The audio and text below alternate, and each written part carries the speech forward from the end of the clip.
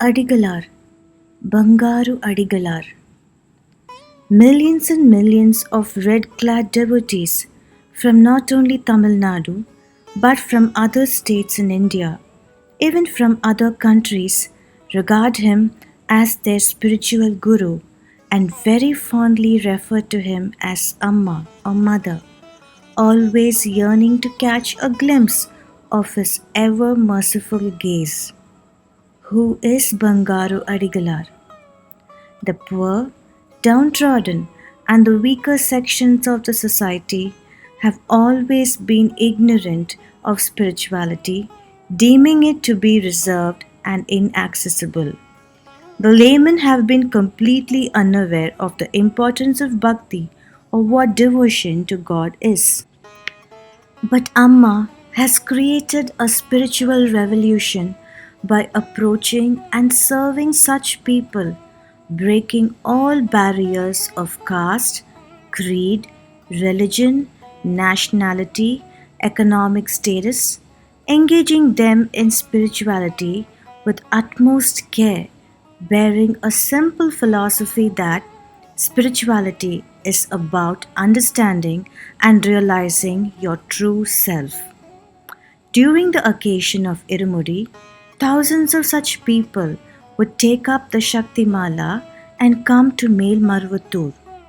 For those who cannot afford the Irumudi expenses, Amma, out of utmost care and love, would instruct and guide volunteers from the respective worship centers to arrange and bear the cost.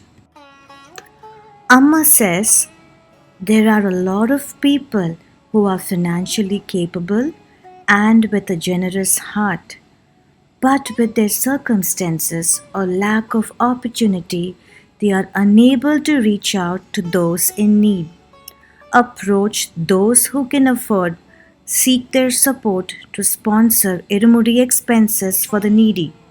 So it is not just the poor who receive the blessing or merits, but also those who have financially supported and you for having connected them all. All of you will receive the Mother's grace. Availing wealth of the affluent for benefit of the needy has been one of the core principles of equity, where leaders who have tried to revolutionize wealth sharing have only failed in their attempts, whereas the one who has been brilliantly executing this principle in the most subtle and righteous way is Bangaru Adigalar. Amma has been very attentive and considerate about people who cannot visit Melmarvattur due to compelling limitations, and for their well being, Amma has undertaken spiritual tours, conducting processions, charity events, and even visiting people at their residence. Amma has conducted various spiritual conferences in the interest of the world at large and for the welfare of all people. A spiritual conference for world peace held at Marina Beach, Chennai in 1986 was attended by the President of India. After the conference, several treaties were signed denouncing nuclear warfare. A similar spiritual conference for improvement of natural resources at the very same Marina Beach was held in 1988. The outcome saw a substantial increase in agricultural and rural production. Women have never been allowed to enter the inner sanctum of temples. Amma encouraged women to perform all the rituals inside the sanctum sanctorum, thus earning huge appreciation and awe from the Honorable Chief Minister M.G. Ramachandran, who was very impressed seeing a single person accomplish such a task.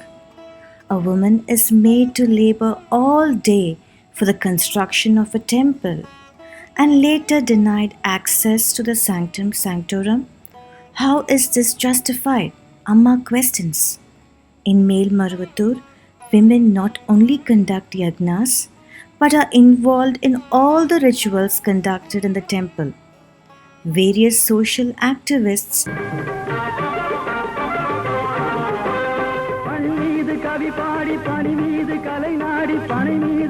who have been fighting for women's rights have not been able to achieve anything to this magnitude. Such a revolutionary achiever is Bangaru Adigalar.